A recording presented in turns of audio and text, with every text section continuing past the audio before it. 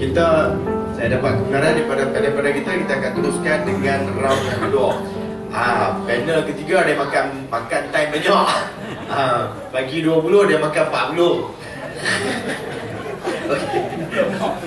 Tunggu lama. Geram. Okay, jadi apa yang telah diulaskan kesepakatan, tapi dalam berkonteks yang lebih luas ya tadi ya. Kalau kita tengok banyak, dengan suraunya yang cantik, dengan prasarananya yang segak, ya. Jadi kena main pakat. Jangan lagi kita jadi kata angkat bala umum tu diangkat. Bala umum ni maksudnya kita fahamlah benda-benda tu kadang bukan pada kita, tapi hanya kerana benda yang kita sepatutnya lakukan kita tak lakukan. Jadi maka wujudlah bala umum ni. So jadi kita teruskan dengan panel kita yang pertama. Jadi panel kita yang pertama ni Ustaz Haji Hanafi berlain sikit. Jadi kita minta beliau dalam tajuk yang sama, konteks yang sama, sepakat, masih lagi sepakat membawa berkat. Tapi kali ini saya minta Ustaz untuk kupas, untuk kita dengar keberkatan tu. Keberkatan sepatutnya, keberkatan yang bagaimana yang perlu dibawa di dalam komuniti kita. Silakan Ustaz. Assalamualaikum warahmatullahi wabarakatuh. Tuan-tuan dan puan yang Kristian, langit dunia ini ada langit dan ada bumi. Langit biru, bumi hijau. Tiada langit, tiadalah biru, dan tak semuanya hijau. Jadi hijau dan biru adalah memerlukan antara satu sama lain. Saya walaupun biru tapi kursi hijau. Ustaz dalam hari ini dua Ustaz Hazimuddin langsung tak hijau. Walaupun biru tapi di dalamnya hijau. Tuan-tuan saudara-saudari yang Kristian, saya tak sehebat penceramah kita yang kedua orang itu. Saya ini lebih cool. Sebab saya tak ada ilmu, jahil. Tuan-tuan saudara-saudari yang Kristian, untuk dapat keberkatan sebagaimana Datuk tadi berkata, setiap kerja kita, setiap usaha kita perlukan keberkatan. Tiada keberkatan maka tidak ada nilai di sisi Allah Subhanahu wa taala. Bila tidak ada nilai di sisi Allah, banyak mana pun kita dapat takkan cukup, walaupun seisi dunia yang ada. Dan kalau dapat sedikit, dia akan keluh kesah dan menderita. Kalau dapat banyak, mereka rasa tak cukup, tamak haloba. Dan kalau dapat sedikit, mereka akan derita dan keluh kesah. Bagi orang yang dapat keberkatan di dalam kehidupannya, khususnya di dalam soal rezeki, kalau dapat banyak, mereka sangat bersyukur kepada Allah Subhanahu wa taala, dan Allah akan tambah lagi rezeki itu. Dan bila mereka tidak dapat atau kurang, mereka menjadi orang yang bersyukur kepada Allah. Jadi kalau orang yang sabar kepada Allah Subhanahu wa taala. Tuan-tuan saudara-saudari yang Kristian, Rasulullah pernah bersabda, pernah beritahu para sahabatnya dengan satu hadis yang bermaksud Rasulullah kata, akhir zaman nanti akan ramai umat-umatku mati, dan bila dikebumikan, punggungnya akan mengarah kiblat dan wajahnya akan berpaling daripada kiblat. Asal waktu dikebumikan, letakkan wajahnya dan dadanya menghadap ke kiblat. Wajah menghadap kiblat. Tapi bila dah kebumikan dan telah kembali, orang yang menghantarnya, dia akan terbalik. Bukan wajah ke kiblat, tapi belakang dan punggung ke kiblat. Sahabat bertanya, Rasulullah, kerana apa dan sebab apa? Apakah dosa mereka? Apakah mereka tak bersemayam? Apakah mereka tak berpuasa? Apakah mereka tidak berbuat kebaikan, bersedekah? Rasulullah kata, bahkan mereka itu banyak bersedekah, banyak beribadah, banyak melakukan kebajikan. Oleh itu ya Rasulullah, kenapa? Rasulullah berkata, mereka ini walaupun beribadah, walaupun melakukan kebajikan, walaupun menyembah Allah, tetapi tidak yakin rezeki dari Allah Subhanahu wa taala. Dia yakin rezeki daripada manusia. Dia yakin rezeki daripada manusia yang lain. Tuan-tuan, saudara-saudari yang sekalian, Ustaz Haslin dia bercerita tentang kisah dia. Ustaz Al-Khairi pun cerita tentang kisah dia. Saya pun nak cerita tentang kisah saya sikit, tapi tak segeran mereka. Maklumlah cerita orang kampung, anak kampung, pengembala kambing. Saya masa kecil-kecil adalah manusia yang keluarga yang paling miskin, fuqara wal masakin. Waktu sekolah rendah pakai seluar yang berlubang-lubang, bertampung-tampung, dan pakai kasut setahun sekali habis-habis, dan pakai selipar Jepun berikat dengan tali rupiah. Dan bila habis selipar ini, pergi sekolah berkaki ayam. Dan ayah saya kayuh basikal truk, tu kita seterak. Basikal truk tu tinggi, belakang dia carrier dia besar. Saya terkangkang atas tu. Ayah saya kayuh sejauh 5 batu. Hari-hari pergi ke sekolah. Dan tiada belanja sekolah. Dan ayah saya kata, kalau dahaga minumlah air pipe. Dan waktu tu sekolah saya di Jelbu sana, saya orang Negeri Sembilan, orang negeri, bukan orang utara. Sebab tu tak meriah seperti mereka berdua. Mereka meriah sebab orang Kedah ni atau orang utara ni ikut mereka berdua ni memang kasar. Sebab tu kasar. Saya ni orang Sembilan lembut, sebab tu slow. Kalau Melaka lagi kasar, lahabau, celakau. Jadi ayah saya kata, kalau kamu dahaga minumlah air paip. Dan luar itu zaman tahun 60-an, paip tidak ada di kampung saya. Guna air sungai atau air telaga sedut melalui paip itu, naik ke tangki, tapis dengan pasir sungai, turun, itulah yang saya minum. Dan seluar memang koyak-koyak, baju koyak-koyak, miskin. Dan setelah saya belajar, dan dengan izin Allah, bolehlah sikit sebanyak ilmu dan dilantik menjadi guru agama. Dan sampai satu ketika saya pun buat keputusan untuk meletak jawatan. Apa sebab saya letak jawatan? Kerana saya bergaduh dengan pengetua waktu itu. Tahun 80-an, awal 90-an dakwah kurang. Sekolah-sekolah menengah ni tidak ada orang yang pakai tudung. Ada pun terlalu sedikit. Cikgu-cikgu umpan pun tak pakai tudung. Yang pakai tudung ustazah saja. Saya mengajar sekolah itu, satu sekolah tu hanya ada 3 orang je budak perempuan pakai tudung. Dan pada hari Jumaat, pelajar-pelajar lelaki pakai baju Melayu, pakai samping, pakai songkok, tak pergi sembahyang jemaat. Sebab sekolah ke masjid sejauh 4 batu. Jadi pengetua dan ustaz di zaman itu waktu itu berkata, tak payah pergi sembahyang, pakai saja uniform sembahyang, datang bas balik. Tapi bila saya sampai tukar sekolah itu, saya ubah. Saya kata, jangan balik. Bas sekolah pergi tunggu di masjid. Apa saya buat? Saya pegang satu rotan panjang, susun murid-murid daripada tang 1 hingga tang 5. Pelajar lelaki berjalan kaki sampai ke masjid dan saya ikut belakang. Siapa tak ada, saya sebat. Jadi kontroversi, sangat panas. Dan ada ibu bapa berkata kepada saya, Ustaz Hanafi, buat anak saya macam lembu, pegang rotan, datang sekolah serang saya. Saya kata, kenapa saya buat anak tu macam lembu? Sebab bapak dia macam lembu, tak didik anak dia. Kasih garang juga.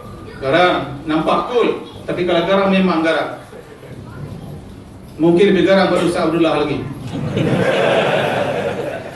So, sebab harimau yang berkuku, dia simpan kukunya.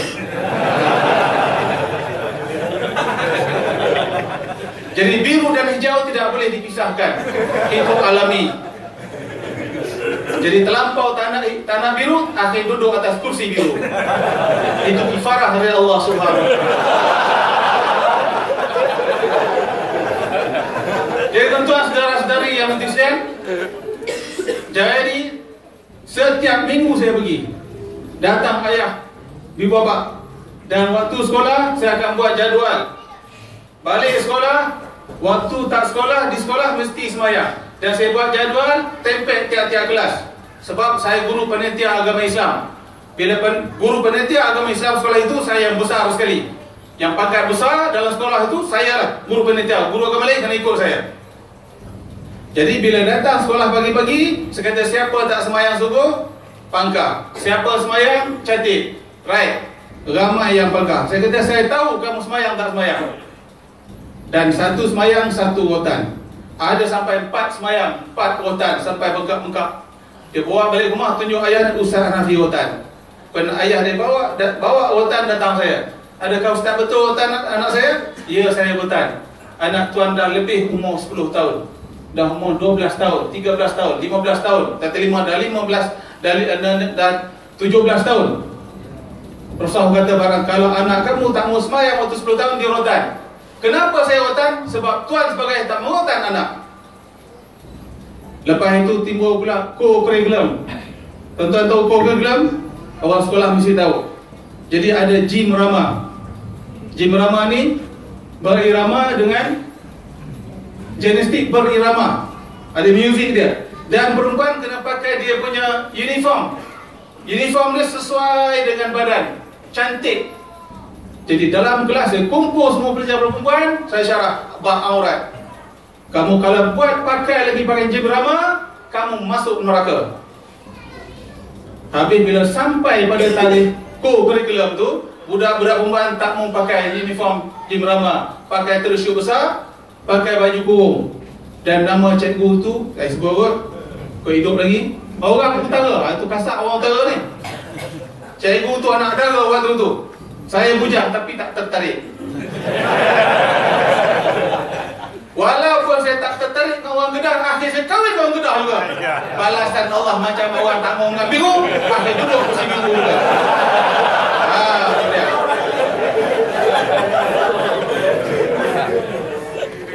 Jadi tuan-tuan, saudara-saudari yang Muslim, kat mana tak tahu? Terlampau biru sangat. Cik Muhammad. Jadi bila cikgu ni, saya boleh ingat wajah dia lagi. Memang orang Kedah ni cantik-cantik. Bila cantik dia sombong sikit. Jadi bila dia tanya mana uniform, budak-budak kata kami tak mau pakai cikgu. Pasal apa? Haram. Siapa kata haram? Ustaz Hanafi. Dia tak kata Islam kata haram, dia kata Ustaz Hanafi kata haram. Lepas tu dia repot pada untuk panggil saya. Bla bla bla. Ustaz Hanafi mengajar kena ikut silvus. Jangan buat pandai-pandai. Saya kata tuan, saya mengajar memang ikut silvus. Dalam silvus ada bab aurat. Salah satu mendedahkan aurat ialah memakai pakaian yang nipis, sempit hingga nampak bentuk. Gym rama nampak bentuk. Dia kata ustaz lain tak macam ni. Saya kata ini ustaz lain macam. 2 jam dia panggil dalam bilik dia, bagi saya. Akhir dia kata macam ni lah ustaz. Dan ustaz detail juga. Ustaz pilih salah satu daripada 3. Yang pertama, tukar sekolah. Saya boleh tukar ustaz. Saya recommend mana sekolah ustaz nak pergi. Yang kedua, ustaz buat sekolah sendiri. Oh dahsyat. Macam tu Ustaz Abdullah buat sekolah sendiri, dia kena cabar. Buat sekolah sendiri, tapi saya tak ada kemampuan buat sekolah sendiri. Dia kata bila ustaz buat sekolah sendiri, ustaz boleh buat apa ustaz nak buat. Yang ketiga, berhenti. Dia cakap dengan saya tu pada 29 Ogos 1993. Saya balik rumah, saya cari duit untuk bayar sebulan gaji dan cari duit untuk bayar duit kelas. Saya pegang kelas. Siapa jadi cikgu kelas, faham. Mesti pakai duit kelas punya. Hujung tengah bulan tak ada duit, pakai kelas punya duit. Jadi bila pagi buat surat, pada pagi 30 Ogos itu, saya jumpa pengetua, masuk bilik dia, tuan, ini surat saya letak jawatan 24 jam, ini duit gaji saya, dan ini segala urusan saya. Saya berhenti, saya pilih yang ini. Pengetua kata, betul ni Ustaz? Betul? Tak menyesal? Tak. Ustaz ada keluarga, nak makan apa? Saya kata, saya makan rezeki saya, bukan pemerintah yang tanggung, tetapi Allah yang tanggung. Allah yang beri. Tak ada siapa manusia berhak memberi rezeki. Sekalipun ada orang lain yang berezeki, itu hakikat dari Allah Subhanahu wa taala melaluinya. Betapa ramai orang tak dapat rezeki, walaupun dia bodek macam pun tak dapat rezeki juga, kerana Allah tak beri dia rezeki. Akhir saya berhenti. Besok tu 31 Ogos saya tak datang dah. Dan selepas tahun datang surat daripada kementerian, minta sambung balik dan mengajarlah di mana sekolah mana pun, dan gaji ikut gaji yang saya berhenti dulu. Waktu tu gaji 3,000 cukup besar. Cukup besar 3,000. Bila saya buat berhenti, pada hari itu saya kata berhenti tiada ni 30 Ogos, cikgu-cikgu semua, murid-murid semua saya ubah. Sekolah tu sekolah menengah campur Hindu, Cina sebagainya, dah jadi macam sekolah agama. Pelajar lagi duduk depan, pelajar perempuan belakang, pakai baju kurung, pakai tudung. Siapa tak perlu saya sesuai. Usaha kata, bunga tua kata, siapa arahkan ustaz? Allah arahkan saya. Bukan kementerian yang arah. Allah lebih besar daripada segala-galanya. Lepas itu, kumpulkan murid-murid, kumpulkan cikgu. Mereka pakai merayu, ustaz janganlah berhenti ustaz. Walaupun ustaz garang, tapi ustaz madu beracun. Madu itu manis, tapi ada racun. Ustaz ni sedap, tapi sangat bisa. Macam Ustaz Abdullah Khairi, seronok tapi ditibai cukup. Madu lebah tak apa, semua orang suka. Tapi kalau bermadu, ada orang yang pecah hati. Itu tuan saudara-saudari yang siap. Bila saya berhenti, kaum keluarga saya, sahabat andai saya, ustaz-ustaz semua yang ada mengajar tu, ustaz bodoh lah ustaz tu berhenti, nak pencen lah. Saya kata, pencen bukan ukuran, Allah boleh beri pencen saya. Dan memang tahun pertama dapat tawaran, saya tolak. Tahun yang kedua berhenti, datang tawaran lagi, tawaran yang sama juga. Sebab guru besar dah kena belah Jabatan Pendidikan Negeri, kenapa Ustaz Hanafi boleh berhenti macam tu? Dan akhirnya selama 7 tahun memang sungguh susah. Surat datang minta suruh saya tak sambung tu, saya dalam keadaan susah, fakir, miskin. Sebab orang makan gaji, makan gaji, makan habis gaji. Habis bulan habis gaji, habis bulan habis gaji, habis bulan habis gaji. Orang makan gajinya hanya sekadar dia ada kemudahan untuk berhutang. Habis kalau nak kaya, kenalah makan dedak. Itu saya pinjam istilah, istilah saja, istilah yang popular di zaman sekarang. Kalau tak ada dedak, maka miskinlah dia. Jadi begitulah saya, tak ada berhenti-berhenti, segala hutang, kereta, rumah, semua saya jual. Saya baliklah ke Kedah tahun 1964. Dan saya orang asing di utara, cakap utara reti, apa haram tak tahu. Jadi selama 7 tahun betul-betul macam cerita Nabi Yusuf alaihissalam, Mesir 7 tahun kemarau, 7 tahun makmur. Saya 7 tahun, dalam masa itu dah datang ujian, saya tolak. Buat sembahyang sekarang, tolak. Dan ramailah kawan-kawan kata, bodoh dapat ni. Saya kata serah. Sekali saya tinggalkan, saya tak akan berpatah balik. Alhamdulillah. Keberkatan, sebut berkat tadi, berkat sabar, berkat yakin kepada Allah beri rezeki, tidak bergantung pada makhluk. Akhirnya Allah berilah rezeki saya setelah 7 tahun gersang. 3,000 sebulan dulu, akhir Allah gandakan hingga 10 ke 30,000 rupiah.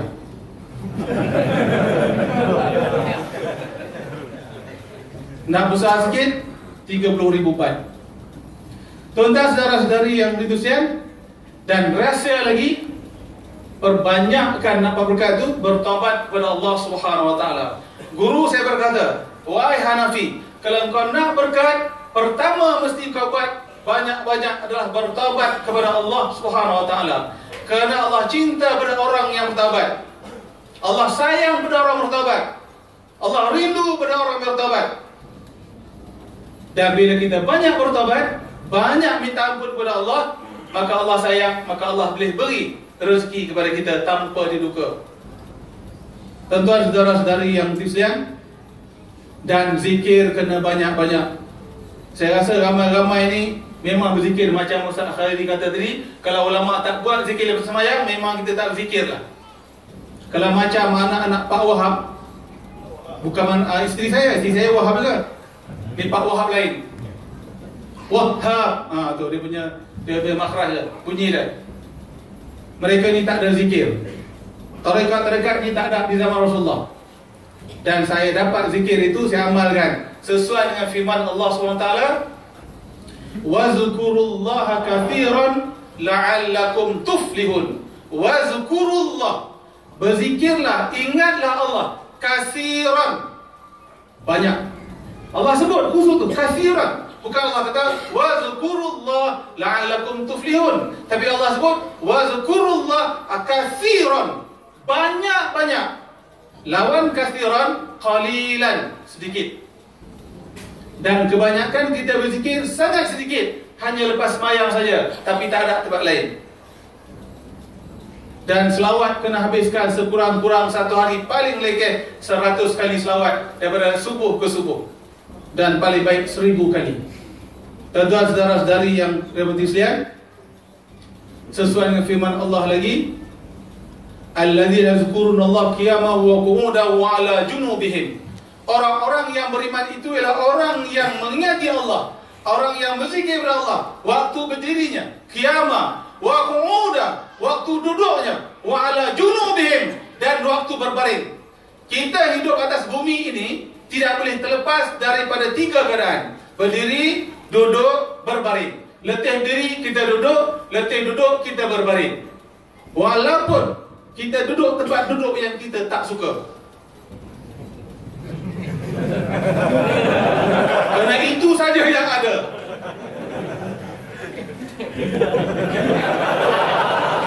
Jadi kita tak boleh lepas daripada 3: berdiri, duduk, dan berbaring.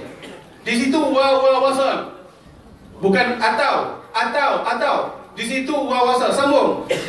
Dan orang-orang yang beriman itu ialah orang yang mengingati Allah, yang berzikir kepada Allah waktu berdirinya, dan waktu duduknya, dan waktu berbaringnya. Duduk atas kereta duduk, duduk atas kursi duduk, duduk atas lantai duduk, duduk atas terbang duduk, duduk panjat pokok kayu pun duduk. Kisah duduk atas pokok kayu ni saya kecil dulu. Pergi sekolah, sebelum pergi sekolah petang, saya toreh getah dulu. Noreh getah. Lepas subuh pergi noreh getah pakai suluh. Lampu kebaik. Seorang-seorang. Tingkatan 2, tingkatan 3, pergi seorang-seorang, pergi nyuluh getah. Dan getah tu lah orang beri, getah tua. Siapa pernah noreh getah?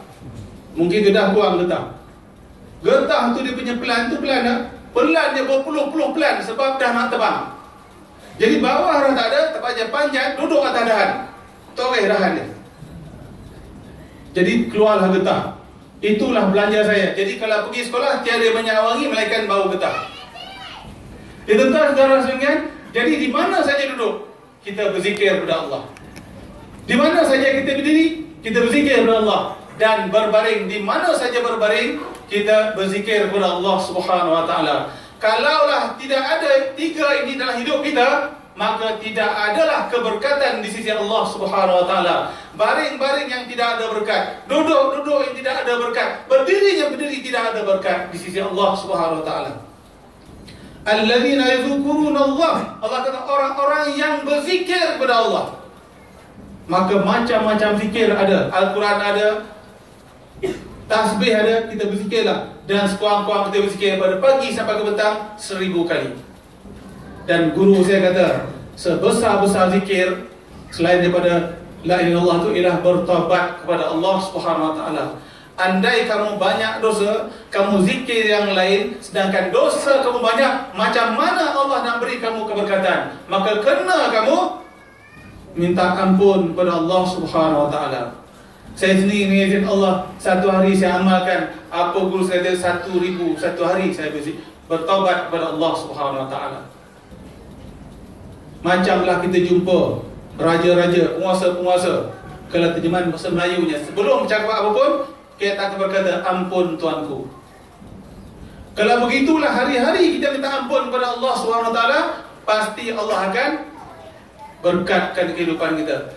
Tuan-tuan, saudara-saudari sekalian, kalau kita nak berzikir ada dua cara. Satu, kita ikut tarekat yang telah berjaya, seperti tarekat Nasyabani dan tarekat-tarekat yang lain, Ahmadiyah dan sebagainya. Kalau tak mau buat tarekat sendiri, setiap hari Isnin baca ni 1000, setiap Selasa baca ni 1000, setiap hari Rabu baca ni 1000, dan mesti istiqomah. Istiqomah itulah karamah. Ulama-ulama Sufi berkata, karamah itu bukanlah bermaksud kamu boleh terbang. Karamah itu ialah bila kamu dapat istiqomah. Istiqomah adalah benda yang sangat berat di kalangan kita. Kita amalkan tahajud sekali sebulan tak tahajud. Kita amalkan zikir 1 hari 1000, setahun tak berzikir. Biar sedikit, tapi berterusan ada keberkatan. Dan Allah dah beri kepada saya, walaupun zikirnya tak banyak. Dan dengan izin Allah SWT, apa yang saya dapat, saya didik, saya pimpin orang-orang yang terlibat dengan dadah. Saya adalah seorang perawat dadah, bukan perawat dada, perawat dadah. Dan mereka-mereka ini dahsyat dan dibuang oleh keluarga dan dibuang oleh masyarakat. Memang sampah. Dengan izin Allah datang, saya polis balik, didik dia menjadi manusia yang terbaik. Dan mereka-mereka ada ikut dalam majlis ini, tak mau tunjuk.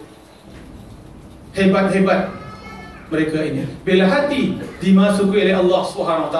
Itu tuan saudara-saudara sekalian, mungkin terlajak juga. Dah naik panas tak?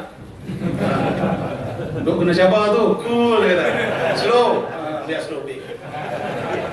Tengok saya. Minta maaf kalau bahasa Kedah tak faham, tak tahu betul. Sebab Kedah campur ni 9, lain sikit bunyi dia.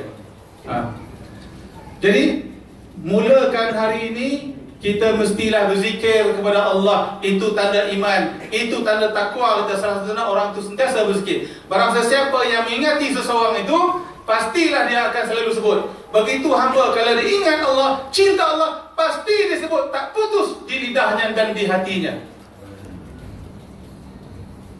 Dan Al-Halash, pernah dengar Al-Halash? Siapa mengaji, siapa belajar selalu ikut Ustaz Al-Halash, seorang Allah dan dia dibunuh, dipancung. Sebab dia kata anak Al-Haq. Anak Al-Haq setelah mengaku dia Tuhan, dia dah tenggelam karam di dalam mabuk cinta kepada Allah SWT. Dia pernah berkata, andai satu saat aku lupa Allah, kafirlah aku, dia kata. Hebat iman dia. Kita bukan satu saat lupa, 23 jam 59 minit kita lupa Allah SWT. 1 minit je ingat Allah. Jadi kita bawa diri kita balik, mengingat Allah. Carilah tok-tokku, carilah orang ahli zikir ni, ambil zikir dia, berzikir. Walaupun kita boleh banyak semayang, tapi kalau tak ada zikrullah dalam hati kita dan tak diamalkan, kita tak akan dapat keberkatan di sisi Allah SWT. Terbukti ramai orang semayang juga, wayang juga, semayang juga, mengumpat juga, semayang juga, pemarah juga, semayang juga, dengki juga, semayang juga, marah juga. Macam Ustaz Abdullah Khairi, dia marah dalam kuliah, tapi dengan isteri Masya Allah, loving sungguh. Dia akan panggil sayang, darling sampai lembik bini dia. Nampak kasar di luar, tapi dalam ada taman. Orang kasar-kasar ni biasa begitu, nampak kasar tapi hati terlalu baik. Macam juga Haslin, dia di pertengahan, kasar ada, lembut benda.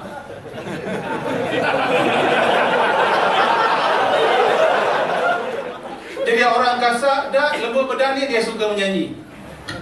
Dia orang yang seni. Saya tak tahu apa, tak duduk, tak ada kategori apa-apa. Tuan-tuan saudara sekalian, jadi apa yang saya katakan mendapat keberkatan, mestilah kita banyakkan zikir kepada Allah, terutama bertaubat kepada Allah SWT.